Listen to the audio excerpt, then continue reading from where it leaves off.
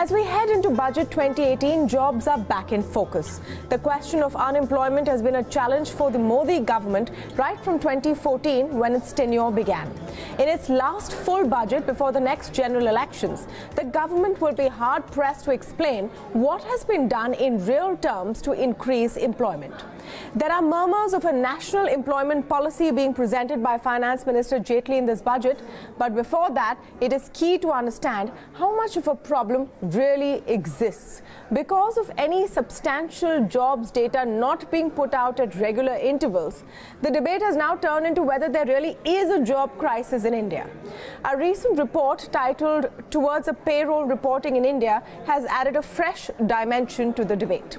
While pushing for payroll reporting in India, just like the US, it also says 7 million new jobs were created in the current year. Now, this report is being cited as evidence that descriptions of a job crisis are overblown, which is why we will begin today's debate with the question of whether India does have a problem with unemployment. To speak on this, I'm joined by Rituparna Chakraborty, co-founder and executive vice president of TeamLease Services, and Praveen Chakraborty, who is a senior resident fellow at IDFC and contributing editor, BloombergQuint. Welcome to both of you this evening on the show. Rituparna, I'm going to begin with you with a very basic question in the background of everything that I have laid out at the beginning of the show. Do we have a jobs crisis in India today?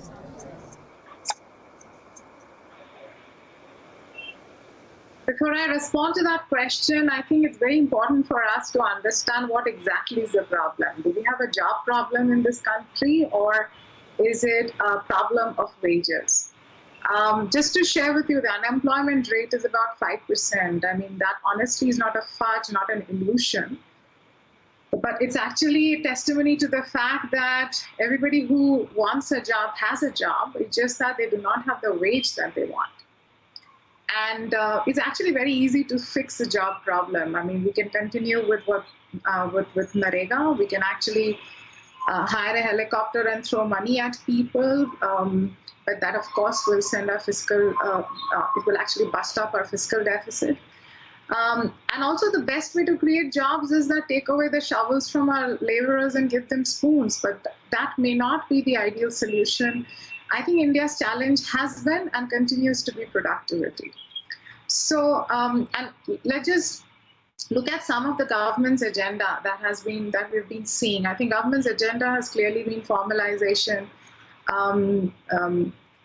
urbanization, industrialization, what we saw through demonetization, what we saw happening through the drive around GST bank, the drive against shell companies are essentially ways in which the entire wage problem or the productivity problem or the quality problem in this country that exists, there is an intention to kind of change the direction towards ensuring that we are actually able to give work of dignity and not just any kind of work. Of course, here is some decisions which are being taken, which are bold, which are an evidence of a bold state, an adventurous state. We are trying to do something which is questioning the status quo. And of course, that has caused in the short run a lot of pain. But honestly, in the long run, we will stand to gain because it is expected to create an environment which has many more formal jobs available, where there are jobs which are reaching at each and every corner of the country, because right now, you know the problem where jobs are clearly in a few cities and are not really reaching the length and breadth of the country. But there are a few more issues that the government, I feel, need to be focusing on, and that is availability of human capital. Having manpower is not adequate. We will come to that. We will come to that through the course of this conversation. I want to start with the key question, which is why I said I think it's important to first lay the premise of what is the extent of the problem. Only then perhaps can we speak of a solution. And In this context, I want to bring in Mr. Praveen Chakraborty as well, because recently this report that I mentioned in the introduction of the show was quoted by the Prime Minister in two interviews he did to two separate news channels to say that, look, that the problem of jobs as it is being described is exaggerated. And then you went on in a recent article to sort of question the basis of what this report says, which is effectively that 7 million new jobs were created this year. Can you just start by explaining the foundation of that? How big is the problem?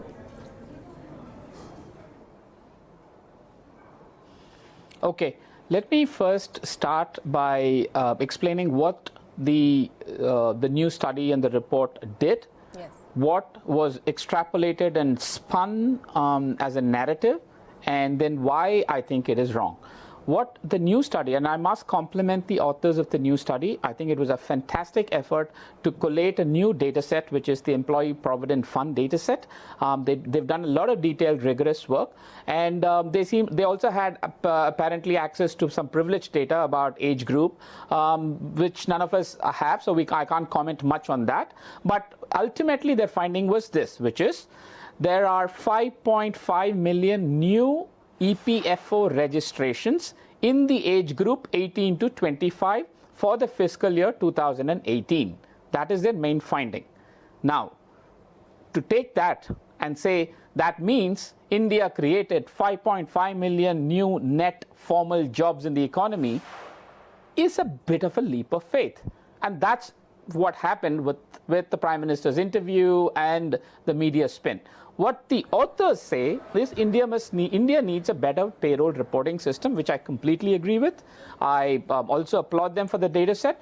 And the finding was that there are new registrations in the 18 to 25 age bracket, which also is, we should accept it on face value because none of us have that data set.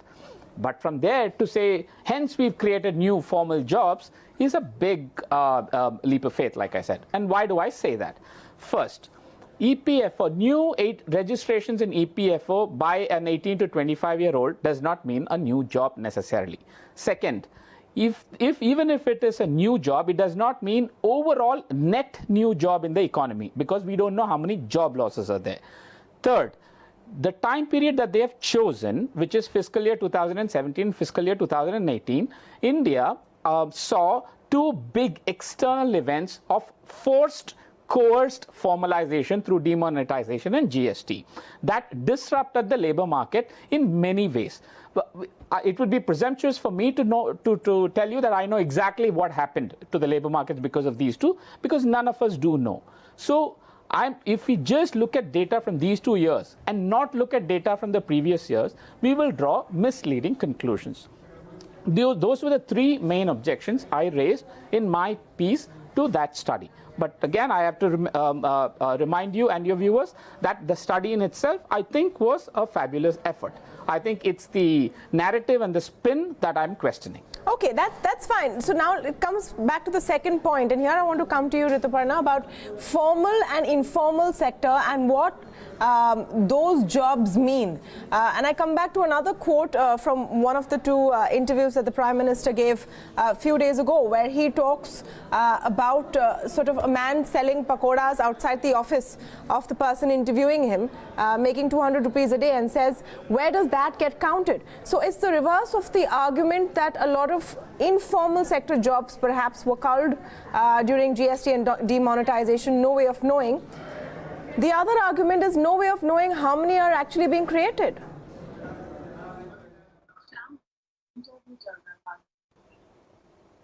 So can I just share some important... Oh, okay. Hello? Yes, Rituparna. So can I just share some I think what Mr. Praveen Chakraborty shared, I completely agree in terms of whatever insight he shared. I'll also share this is something that data I have from, which is being reported in the PF website. So the active user base in Jan 2017 was 38 million. May 2017 was about 46 million, and December 2017 was about 50 million. Now, the point that was raised is important. Are these new jobs, or are these formal jobs, informal jobs who become now formal in nature? honestly, if it's an informal job, which has now been converted to an formal job, we have much to rejoice, because suddenly these employees who earlier did not have options of dignity, who did not get covered under social security benefit, or did not have probably access to the kind of skill development opportunities they should, even if it's under coercion, compulsion, or even if it's orchestrated, it's good for the economy, finally, and it's good for the individuals. From a practitioner's perspective, let me give you an instance that we have, since demonetization and since GST, a lot of organizations and even named organizations who earlier had the optionality of engaging workforce through the informal sector finally realized that that choice is no more there, and hence we've seen them coming forward and saying, listen, I would want to engage people, workforce, through formal ways and means of engaging them. Isn't that exactly what we're talking about? That if there is a way that chaiwala outside, or the one who's selling pani puri outside, if I'm able to get all these so-called self-employed, they are self-employed because for want of anything better to do, get them into the formal workforce. Isn't that what progress is all about? If I'm able to chain the 200 rupees a day into a remuneration of a greater dignity and also giving protection under social security, health insurance, isn't that what we aspire? And that's exactly what I'm seeing has happened. Yes, I do agree that technically it may not be a new job, but if it is a formal job, honestly, a formal job compensates more than any other kind of subsidy can in today's time. And if that has been made possible, because India needs this structural shift, having 90% of the workforce as informal, it's not the way forward. And I'm thinking net off, we stand to gain as an economy. All right, that's an important point. In fact, one interesting aspect in this payroll data report also was, to try and sort of a suggestion to give tax benefits to those who employ domestic help in their households, as long as they account for them or have them counted at some level, reporting every 3 months, and perhaps that will lead to more formalization or at least more information about what jobs are there. But let's come back now to the budget. There is talk of a national employment policy perhaps being unveiled in this budget. Part of it will be incentives to employers to formalize more jobs, etc., etc. But if I can come to 3 key points which must be done, and I'm sorry to have to force both of you all to squeeze it in these succinct terms, but I'll start with you, Praveen. 3 things which need to be done to really make a difference, and let's leave the question of how big the problem is and if there is a problem behind. Clearly the focus is there. New India is also about the youth. What can be and should be done? No, I think let's be clear now. If there is no problem, then why do we need a new employment policy? If there is no problem at all, if everything is hunky-dory, then why do we need it? Clearly there is a problem. Okay, so let's admit that. And then this notion of forced formalization is good. I mean, where do all these theories come from? So there is a reason why there is a large part of the workforce is informal. If out of every 5 informal employees, 4 are retrenched and 1 turns formal, is that good overall for the net economy? I think we need to be careful about what terms and what phrases we use here. So it's very clear that the government feels that there is, otherwise why do we even talk of a new employment policy? Maybe there is a problem. The other data point I will point to is almost every electoral survey done by, say, organizations such as the Center for CSDS Development Studies point to jobs as the #1 electoral issue, including in Gujarat and UP. These are voters that are saying jobs is the #1 issue. I agree we do not have numbers around this, and yes, we must have better numbers. But to dismiss all of this as saying, yes, we don't have a problem or forced formalization is great, is hiding behind some rhetoric and narrative. Now, coming to what should be done as an economist, I think what we can do is I completely subscribe to the idea of incentivizing labor. So far, we've incentivized capital. Now, perhaps the time has come to incentivize for labor. That could include tax breaks for companies that actually employ people formally. I think that's certainly something that must be considered. Whatever else we may, I mean, there are labor reforms that need to be done as well that make it easier for companies to hire, we must create more incentives for organizations to employ more people. And if the budget or the new employment policy, as you say, is going to be addressing that, then I certainly would welcome that. Okay, Rituparna, your points of what you would like to see in the budget. We don't know if there is an NEP or a new employment policy in the works. There are reports that there could be, and perhaps it would be important for this government to focus on jobs up ahead of 2019. I think, yeah, it's important to acknowledge that there is a problem. But like I shared, I think India's problem is wage and productivity more than anything else. Three things that I would like to see coming out of the budget. One, of course, is that we have to reduce the current gap between Haath Wali Tankha and Chitti Wali Tankha.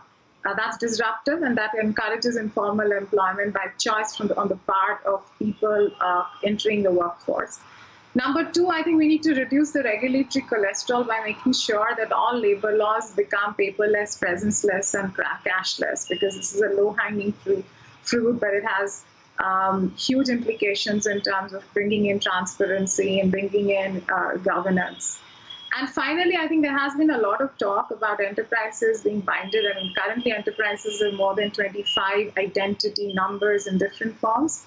If we could make the unique enterprise number a reality, that would be a huge help. Again, it will make it will make the entire governance process and accountability process much better, compliance much better.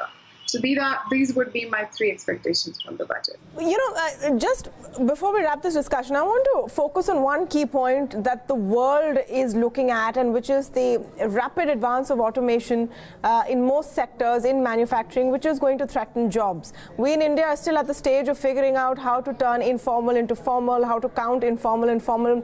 And I'm going to start with Ritu on this point, Rituparna. Are we sort of waiting for that wave to hit us? Are we prepared? Because that whole wave of automation is not going to wait to catch up with the pace at which India is moving in its policy.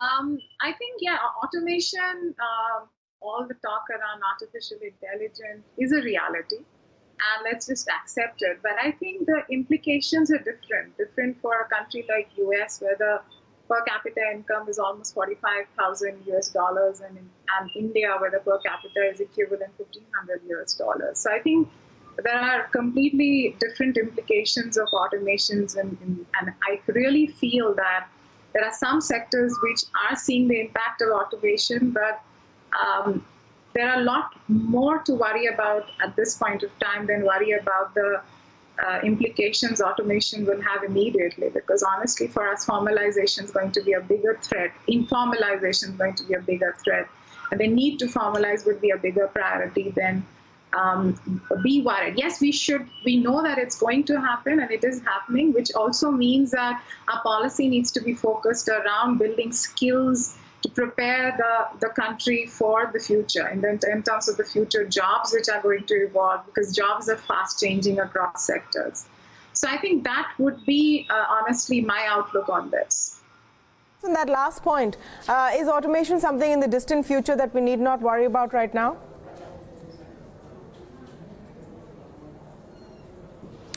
I think the honest answer is we don't know. We don't know what automation, what technology can do. One argument is that this is not new. This is not the first time there is a new wave of technology. I remember an historical incident about when there were automated elevators.